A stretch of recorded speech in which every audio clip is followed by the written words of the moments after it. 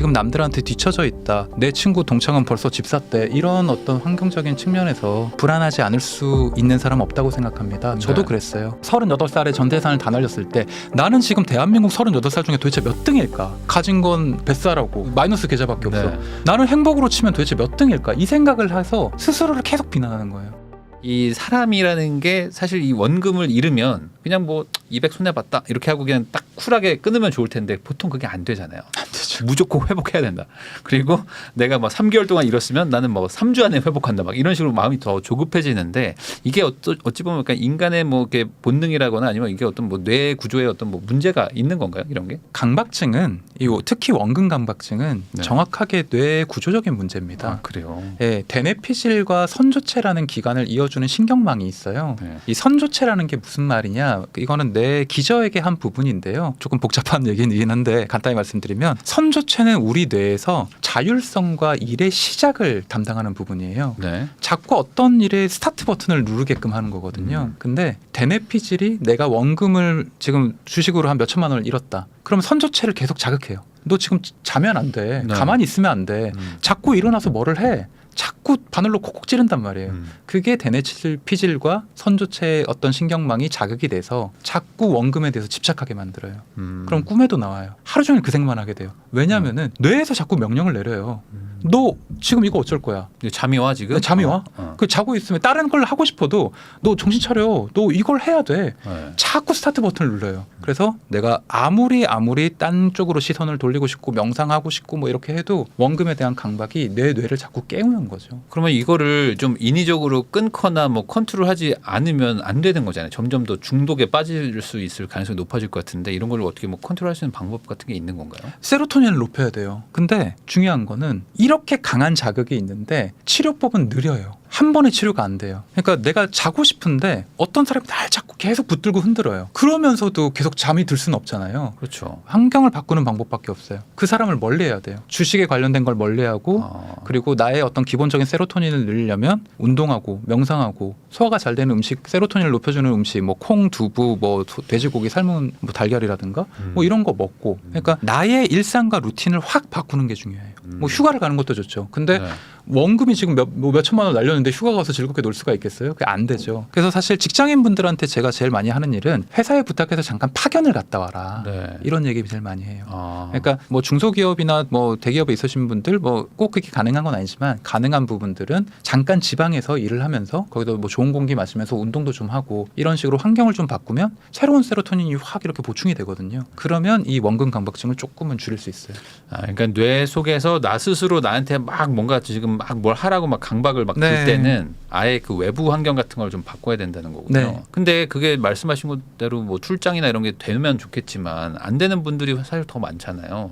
그런 분들은 어떻게 뭐 간단하게라도 뭐 이렇게 환경은 못 바꿔도 뭐 다른 식으로 좀 이렇게 이런 걸 좀 개선할 수 있는 어떤 방법 같은 거 있을까요? 있어요. 그러니까 항상 얘기하듯이 사람들이 한 번에 치료해 주세요. 한 번에 다 되게 해주세요. 이러면 제가 할 말이 없습니다. 주식이 약간 그런 성향이 네. 많죠. 그러니까 그분들은 한 방에. 치료도 한 방에 해달라고 해요. 한 방에 가자. 네. 제가 너무 바쁜 사람인데 네. 주식 치료 이거 한 달 안에 해결됩니까? 이렇게 물어보세요. 정말 큰 돈 잃으신 분들도 오셔가지고 네. 뭐 몇 주 코스로 쪽집게 뭐 1타 네. 뭐 선생님이 뭐 그런 건 없어요. 네. 실패는 한순간에 오지만 치료는 최소한 6개월이 걸립니다. 말씀하신 부분 뭘 이렇게 환경을 근본적으로 바꿀 수 없는 부분 괜찮아요. 1% 2%라도 바꾸면 됩니다. 네. 옷차림, 출근 방법, 출근 방법. 지하철, 택시, 버스 내가 방법을 바꿔보는 거예요. 걸어서도 해보고 네. 내가 맨날 지하철 타고 회사 앞에서 내렸는데 회사 한 정거장 앞에서 걸어가 보자. 네. 그리고 그 거리를 보면서 내가 새로운 사람들도 약간 경험을 해보고 운동도 하고 그런 식으로 해본다거나 아니면 나의 어떤 출근 방식이나 수면 방식 아니면 뭐 내 어떤 집안의 가구를 바꾼다거나 아니면 아내랑 대화하는 방식을 바꾼다거나 내가 맨날 만나는 사람들 맨날 내가 화가 나면 친구들 불러서 맨날 치맥만 했는데 다른 방법으로 친구들과 스트레스를 풀어보면 야 우리 한번 클라이밍을 해볼까? 우리 한번 마라톤을 해볼까? 우리 조깅을 해볼까? 아니면 우리 뭐 야구 구경을 갈까? 이런 식으로 내가 바꿀 수 있는 건 뭐든지 바꾸세요. 그게 아무리 작은 걸 할지라도. 그러면 이제 말씀하신 것 중에 이제 제일 쉽게 할 수 있는 거는 뭔가 좀 운동 같은 거일 것 같은데 운동은 좀 효과가 좀 좋은가요? 효율이 좋은 방식인가요? 너무 좋아요. 예, 뇌를 가장 건강하게 만드는 방식이 운동입니다. 사람들은 운동이 좋다는 거를 약간 과소평가하고 그런 경우가 있고 저도 예전에는 게으른 사람이기 때문에 그러는데요. 제가 항상 하는 말인데 뇌신경 유래인자라는 게 있어요. 운동을 10분만 해도 뇌세포 100개가 뇌신경 유래인자를 통해서 새로워집니다. 네. 뇌세포가 새로 생기진 않아요. 근데 죽은 뇌세포가 새로 재부팅 업데이트가 됩니다. 10분만 운동해도 뇌세포 100개가요. 물론 뭐 뇌세포가 정말 많잖아요. 네. 그중에 100개면 얼마 안 되는 거 아니냐 이렇게 얘기할 수도 있는데요. 뇌세포가 업데이트가 된다는 건요. 젊어진다는 걸 의미해요. 노화를 방지한다는 걸 의미해요. 그러니까 네. 노동시간이 한 8시간이라고 생각을 하고 출퇴근 시간 하시면 10시간 정도인데 그중에 10%만 운동에 투자를 해도 하루에 1시간만 운동을 해도 1년을 운동을 하면 뇌세포의 5% 이상은 새로 건강하게 만들 수가 있어요. 네. 5% 젊어지는 거예요. 그만큼 운동에 효과가 좋다는 거네요. 어마어마하죠. 근데 이제 사람들은 아무래도 이제 투자나 이런 거 하다 보면은 이제 그런 거에 신경 안 쓰게 되고 그러면 이제 점점 더 안 좋아지는 거고. 그러니까 오히려 운동을 하면서 아니면 운동을 좀 일부러라도 좀 해야 된다. 제가 해봤는데 네. 주식이 오를 때는 운동하고 싶은 마음이 들어요. 기분이 너무 좋아. 뛰어다니고 싶어. 그때는 웃음도 나고 네. 사람들한테도 친절하고 네. 뭐 막 지나가는 사람 문도 잡아주고 네. 뭐 문 열어주고 뭐 이렇게 되는데 주식이 떨어질 땐 네. 운동하고 싶다는 생각이 전혀 안 듭니다. 네. 그냥 뭐 출근하기도 싫어 죽겠는데 공감합니다. 예. 그럼에도 불구하고 해야 된다. 그럼 더더욱 싫을 때 다들 아시잖아요. 네. 내가 싫을 때 나의 어떤 행동과 태도가 내 삶을 결정하는 거니까요. 네. 이게 실제 어떤 뭐 우울감이나 뭐 이런 뭐 좀 투자로 인한 어떤 뭐 정신적 불안 이런 것도 해소되는 거가 이제 과학적으로 이제 증명이 돼 있는 거죠. 운동이라는 그렇죠. 게. 네. 그러니까 운동은 무조건 해야 된다. 무조건입니다. 투자를 하는 사람이라면. 예, 그러니까 남의 회사에만 투자를 하지 마시고 네. 내 몸에 내 건강에 투자를 해야 돼요. 어떻게 보면은 이 건강이 내가 나중에 장기적으로 50대 60대가 됐을 때 사람들은 그 생각만 하거든요. 은퇴해서 내가 집이 있어야 된다. 네. 좋은 집이 있어야 된다. 현금 몇 억은 있어야 된다. 그것만 생각하시는데 의료비 지출이나 건강비용 지출은 생각을 안 하세요. 내가 내 건강에 투자를 하는 게 다른 어떤 것보다 수익률이 높은 투자법입니다. 저는 확신해요. 하긴 그렇죠. 내가 이제 부자 됐는데 몸 다 망가지고 하면 뭐가 의미가 있겠어요. 그러니까 이제 그 중간의 과정에서도 뭐 건강도 챙길 겸 그리고 이제 투자 성과도 좋아질 겸 운동이나 이런 것 좀 하면 좋겠다. 또 다른 거 있을까요? 운동 말고 조금 더 쉬운 거 없을까요? 운동하면 벌써 나 못하겠다 이런 분들도 있으니까. 사실 저 같은 경우는 그 스트레스를 그때그때 푸는 그 간단하게 풀기 위해서 사실 동의 안 하시는 분도 있겠지만 저는 게임도 하고 넷플릭스도 보고 웹툰도 굉장히 많이 합니다. 네. 그리고 저는 이거 되게 중요하게 생각해요. 사람들이 일기 쓰는 거 되게 귀찮고 번거롭게 생각을 하는데 저는 가계부랑 일기 되게 매일 씁니다. 그리고 그걸 쓰고 나서 저는 사실 처음에는 이거에 메모장으로 쓰다가 이제 손으로 쓰거든요. 네. 손으로 쓰는 게 조금 마음 정리하기 좋아요. 내가 오늘 어떤 일이 있었는지 가계부 정리도 같이 하면서 가계부랑 일기가 같이 쓸 수 있는 공간이 좀 넉넉한 가계부가 있어요. 그걸 네. 꼭 사세요. 새해니까. 여러분 다 새해 굉장히 여러 가지 목적 뭐 영어 하겠다, 운동하겠다, 몸짱이 되겠다 이런 거 많으실 텐데 다른 책도 좋지만 공간이 넉넉한 가계부를 꼭 사십시오. 왜냐하면은 우리의 경제 생활은 우리의 삶에서 가장 어떻게 보면 밀접하게 다 있고 이걸 빼고 생각할 수가 없어요. 내가 돈을 쓰면서 돈을 모으면서 어떤 감정이 들었는지를 제가 기억해 놓고 그거를 저는 매일 한 번씩 읽고 다시 쓰고 읽어요. 그리고 한 매달 또 한 번씩 복기를 해보거든요. 네. 내가 지난달에는 어떤 생각으로 돈을 썼고 어떤 생각으로 내가 안타까워했으며 어떤 불안감을 가지고 있었나. 그러면 다음 달을 준비하고 두려움을 없애는데 굉장히 큰 도움이 됩니다. 근데 아무래도 요즘에는 이제 컴퓨터나 이런 게 좀 익숙한데 손으로 일부러 쓰는 게 좀 뭐 더 다른 어떤 뭐 좋은 게 있을까요? 아니 뭐 사실 그래도 상관은 없는데요. 손으로 보게 되면 눈으로 내가 쓰는 글자를 봐요. 그리고 쓰면서 읽는단 말이에요. 그러면서 자기 객관형을 갖게 돼요. 왜냐하면은 내가 쓰는 글씨를 내가 3인칭으로 또 볼 수 있거든요. 사실 그리고 또 이게 타자로 치는 거는 굉장히 쉬워요. 근데 그렇죠. 손으로 쓰면은 이걸 암기하는데 기억하는데 훨씬 더 효율적입니다. 그래서 굉장히 유명한 방송인들 보시면은 아니면 혹은 머리 좋으신 어떤 교수님들 보시면요. 발표하기 전에 아니면 그 방송 시작하기 전에 자기가 오늘 할 얘기를 한 번씩 다 그 큐시트 뒤에 본인이 직접 적으세요. 이렇게 페이퍼로 출력된 거 다 있는데 그걸 눈으로 읽는 거랑 다르게 손으로 써보는 게 이게 인지 능력 향상에 굉장히 큰 도움이 됩니다. 그래서 좀 귀찮으신 분들도 있으시겠지만 뭐 물론 이렇게 하셔도 됩니다. 근데 가급적이면 손으로 쓰는 일기를 한번 조금이라도 시도해 보셨으면 전 좋을 것 같아요. 운동도 하고 좀 뭐 손으로도 먼저 글도 적으면서 이제 차분하게 자기 또 생각도 한번 정리해보고 이런 것들이 결국에 멘탈 관리에 좀 도움이 된다. 네. 이렇게 볼 수 있겠네요. 그 아까 얘기하신 것 중에 그 이제 투자를 하면서 이제 전조 증상으로 점점점 이렇게 좀 이렇게 빠져들다 보면은 이제 본업을 좀 이렇게 내팽개치게 되고 점점 이제 투자에 좀 더 몰입하게 되고 뭐 이런 일들이 있다고 하셨는데 그런 거를 사실 좀 어느 정도 좀 미연에 좀 막을 수 있는 뭐 어떤 방법 같은 게 있을까요? 왜냐면 직장인 분들이 주식 사실 투자해가지고 뭐 얼마 투자도 안 하셨는데 버는 돈 대비 여기서 이제 본업에서 잃는 돈이 훨씬 더 크기도 하거든요. 예, 이 어떤 본업과 투자를 좀 이렇게 분리할 수 있다거나 아니면 피해를 최소화할 수 있는 방법이 있을까요?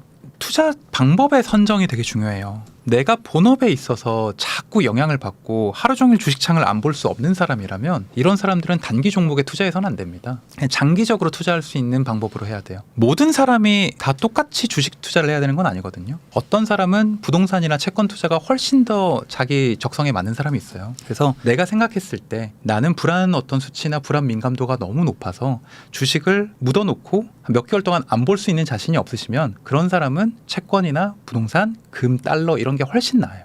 우리나라는 정답이 있는 것처럼 살고 있거든요. 그러니까 직업도 다르고 내가 좋아하는 것도 다르고 갖고 있는 지금 자산 규모도 다 다른데 모든 사람의 생각은 다 비슷해요. 강남 아파트 사서 대치동 학원 보내고 영어 유치원 보내고 내가 현금을 얼마 정도 쥐고 있어야 성공한 삶이고 네. 남들한테 무시받지 않는다. 이런 어떤 과도한 획일적인 정답에 자기 자신을 끼워 넣는 바람에 항상 다른 사람의 어떤 니즈나 욕망에 따라가고 있거든요. 그러면 어떤 자존감이 굉장히 쉽게 무너집니다. 내가 남들만큼 못 가지면 굉장히 나는 도태되는 사람, 부족한 사람, 못난 사람 이렇게 자책을 하기 때문이죠.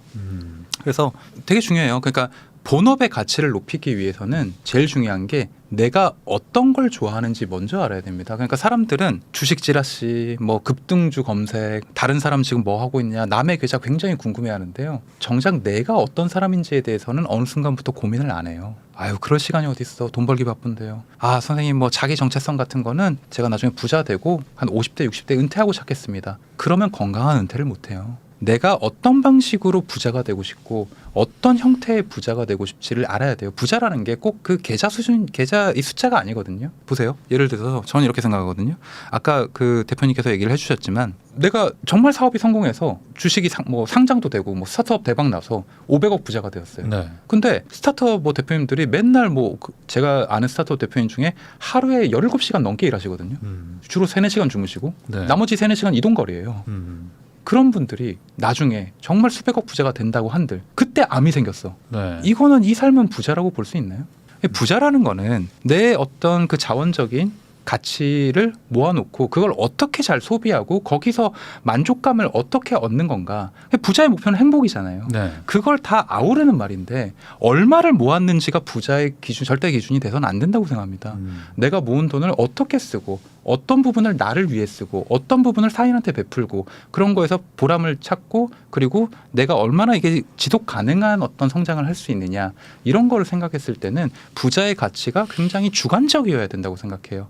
절대적 객관적이어서는 안 된다고 생각해요. 네. 그런 거를 생각해 보시고 내가 지금 하고 있는 그 본업의 가치에 대해서 그리고 내가 일을 정말로 좋아하는가에 대해서 먼저 생각을 해보세요.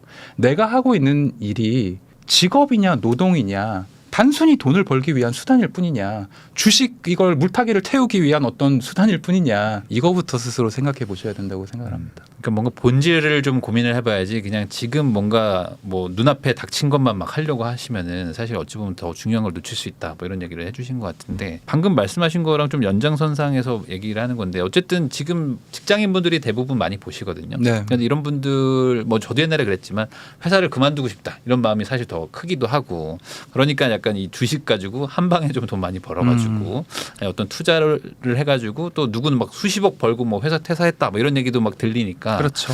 아 나도 한번 저렇게 해보고 싶다라고 하는 건데 그러면서 투자를 시작한 사람들이 아까 말씀하신 것처럼 어떤 그런 막 중독이나 막 아니면 본업까지 내팽개치는 것까지 안 가려면 한번 투자했다가 막 매일 쳐다보는지 네. 아니면 뭐 나는 뭐 진득하게 할 수 있는지 뭐 이런 것들을 좀 미리 구분을 하면 좀 좋잖아요. 점진적으로 네. 그 예를 들어서 뭐 굉장히 많은 직장인들이 생각하는 게 내가 전업 투자자가 될 수 있냐, 혹은 뭐 내가 유튜버로 성공할 수 있냐, 네. 뭐 이런 것 때문에 직장을 때려치우겠다 이런 고민 많이 하시죠. 그러니까 병행하세요. 처음에는 내가 할 수 있는지를 스스로한테 물어보시고 판단해 보세요. 그러니까 처음부터 올인하는 건 안 됩니다. 투자라는 것도 처음에는 100만 원, 200만 원, 300만 원, 400만 원 이런 식으로 시작을 하시고 그 속도가 내가 처음에 계획했던 것보다 확 무리해서 빨리 넣고 싶고 확 무리해서 빨리 추월하고 싶은 마음이 들면은 처음 제로로 다시 돌아가야 돼요. 이거를 할 수 있는 사람은 주식 투자를 해도 되고요. 이걸 할 수 없는 사람은 조금 더 주식 투자를 미뤄야 돼요. 그러니까 지금 그 갖고 계신 조급함은 대부분 다른 사람이 가진 부를 원하고 욕망하는 그런 불안에서 온 겁니다. 어떻게 보면 내 욕망이 아닐지도 몰라요. 부자가 되고 싶다는 있던 나의 욕망에 대해서 분석하고 해부해야 될 필요가 있어요. 이 욕망이 정말 내가 원하는 욕망인가? 아니면 우리 가족이 옆집 사람들은 주식으로 대박 터졌다는데 이게 뭐예요? 라는 어떤 포모 증후군에서 변질된 오염인가? 그것도 생각해 보셔야 되고요. 물론 부자가 되고 싶다는 게 잘못된 건 아니에요. 근데 나한테 지금 현재 직업과 현재 상황에서 어느 정도의 속도와 어느 정도의 방법이 맞는지에 대해서 충분한 고민과 준비 없이 남들 하는 식으로 다 하는 건 아니라고 생각을 해요. 내가 너 주식 맨날 보고 솔직히 돈도 막 잃었고 근데 아직까지는 뭔가 내가 이렇게 뭐 정신적으로 막 아주 힘든 것 같진 않아. 그러니까 좀 애매해. 그래서 이럴 때 뭔가 좀 병원이나 이런 데 가서 도움을 받아야 된다고도 이제 말씀을 해주셨는데 나는 굳이 뭐 돈 문제 가지고 저렇게 뭐 병원까지 가야 되나 이렇게 생각하시는 분들이 아직은 더 많으실 수도 있을 것 같거든요. 네. 그런 분들도 지금 좀 미연에 좀 뭐 사전에 좀 방지하는 차원에서라도 좀 가서 상담을 하는 게 도움이 많이 될까요? 사실 정신과 병원이 네. 사실 문턱이 아직까지는 그래도 좀 있잖아요. 네. 그리고 내가 투자해서 돈 잃었지. 내가 무슨 뭐 정신적으로 문제가 있어? 이렇게 그러니까요. 생각하시는 네. 분이 많을 거예요. 저도 예전에 주식으로 돈 날렸을 때 제가 문제라고 생각하지 않습니다. 이거는, 시황이 안 좋았다. 네, 시황이 안 좋았고 이거는 뭐 땡땡 이노베이션 그놈들 탓이지 내가 내 탓이 아니다. 네. 기업가들의 문제다 이렇게 생각을 했죠. 그러니까 네.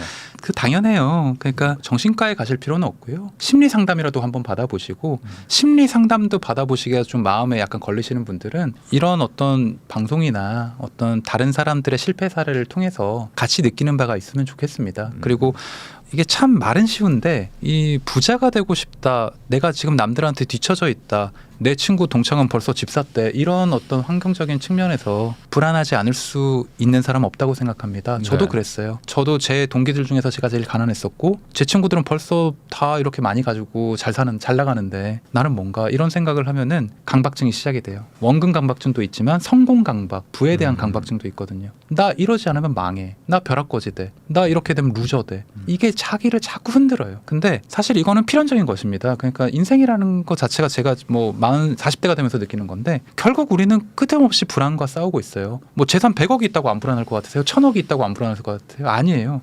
새로운 불안과 욕망과 두려움이 또 생깁니다. 그럼 우리는 사실 정말 나이가 들기 전까지는 이 욕망과 불안을 내려놓을 수가 없어요. 그러니까 이 불안과 욕망을 다스리면서 나의 루틴을 지키고 나의 어떤 본업을 지키고 나의 어떤 일상적인 생활 태도 그걸 지키는 방법에 대해서 많이 연구하셔야 될 것 같아요. 그래서 저는 개인적으로는 그거를 저는 개인적인 어떤 취미생활이나 어떤 운동이나 아니면 제 직업에서 찾고 있습니다. 그러니까 저는 처음에는 그럴 때도 있었어요. 제가 주식 중독으로 굉장히 힘들었을 때는 주식으로 전 재산을 날렸을 때는 제가 하는 일이 즐겁지가 않았어요. 진짜. 왜냐면은 이걸로 한 달에 뭐 의사니까 그래도 뭐 간단히 말해서 1000만 원을 번다고 치면 굉장히 큰 돈이죠. 네. 근데 빚이 지금 1억이 가까운데 이게 무슨 의미가 있어? 네. 그리고 내가 이거 지금 열심히 다 갚아도 어차피 나는 루저야. 뭐 38살 노총각이고 나는 지금 모아놓은 돈 하나도 없어. 제가 이 생각을 했어요. 나는 제가 지금 42살인데 올해 43이죠. 38살에 전 재산을 다 날렸을 때 나는 지금 대한민국 38살 중에 도대체 몇 등일까? 가진 건 뱃살하고 그 마이너스 계좌밖에 없어. 네. 나는 행복으로 치면 도대체 몇 등일까? 이 생각을 해서 스스로를 계속 비난하는 거예요. 근데 그러면 안 되고 내가 하는 일의 가치가 지금은 굉장히 보람이 되고 행복하다는 걸 알아요. 그러니까 나는 저보다 훨씬 부자인 사람들이 더 많겠지만 저는 강남에 집도 없고 서울에 집도 없고 그런 사람에 비하면 훨씬 더 내가 못 가진 사람이면 불행해져야 되는 거잖아요. 그 논리면. 근데 저는 이젠 그렇지 않아요. 왜냐면은 제 일을 되게 좋아하고 저랑 상담회로 오시는 사람들한테 제가 어떤 위로나 용기를 주는 거에 대해서 굉장히 그거에 돈 이상, 매출 이상 이상 어떤 진료비 이상의 가치를 저는 느껴요. 그러다 보니까 저는 제 자신을 믿게 되는 거죠. 왜냐하면은 내가 100억 부자가 못 되더라도 흔히 말하는 건물주가 못 되더라도 파이어족이 못 되더라도 내가 내 일을 좋아하니까 나는 지금도 행복해라고 생각을 하는 거거든요. 그래서 여러분 부자의 목적이 행복이잖아요. 그러니까 내가 행복할 수 있는 방법을 찾아야지 부자에서 돈을 남들이 보이는 몇 억을 모으고 몇십억을 모으고 이거에 대한 방향성은 진짜 다시 한번 생각해 볼 필요가 있을 것 같아요. 왜냐하면은 이렇게 생각해야 지속 가능한 성장이 되지 정말 행복과 돈 그 수단을 헷갈리게 주객 정도가 돼버리면 장기적인 우상향 성장을 못합니다. 왜냐하면 인간은 결국 지치게 돼 있어요. 결국 분노하게 돼 있고 불안하게 돼 있고 우울해지게 돼 있어요. 그러면 그렇게 정말 스스로를 칼로 깎아 예리하고 자책하고 정말 이렇게 경주마처럼 뛰다 보면 번아웃이 올 수밖에 없는 거죠. 사실 그 부자라는 게 결국에 돈을 많이 가지고 있는 사람을 이제 얘기하는 거긴 하지만 꼭 부자라고 해서 뭐 행복한 건 아니니까 각자가 생각하는 행복에 대해서 먼저 정의를 잘 내려보고 그거에 맞춰가지고 뭐 돈을 뭐 필요하면 버는 것이고 아니면 뭐 좀 덜 벌어도 된다고 생각하는 게 맞긴 맞죠. 정말 그 말씀도 맞는데 정확하게는 행복한 부자가 되어야 된다는 거죠. 내가 부자가 되느라 몸과 건강도 다 잃고 정말 뭐 다른 사람 가족도 다 잃고 다 배신하고 네. 정말 뭐 원철천지 원수가 된 다음에 뭐 상처투성이의 부자가 되는 게 무슨 의미가 있겠어요. 그러니까 지속 가능한 부자, 건강한 부자, 행복한 부자가 되는 방법을 고민해야 된다는 거죠. 근데 솔직히 말해서 저도 경제 논리를 굉장히 인정하는 사람으로서 자본주의 사회에서 어느 정도의 경제적 여유가 행복에 굉장히 많은 기여를 한다. 이거는 거부할 수 없어요. 인정해야 돼요. 네. 그러니까 소비도 충분히 이제 행복감을 주는 요소 중엔 하나인 거죠. 맞아요. 네. 그렇지만 이제 돈이 많아진다고 해서 이제 그 비례적으로 행복해지는 건 아니죠. 아니잖아요. 네. 그러니까 어느 정도까지만 그것도 효과가 있다고 저도 들은 게 있어가지고 결국에는 이제 내가 돈이 아닌 다른 걸로 행복을 또 찾는 것도 좀 중요한 것 같기도 합니다.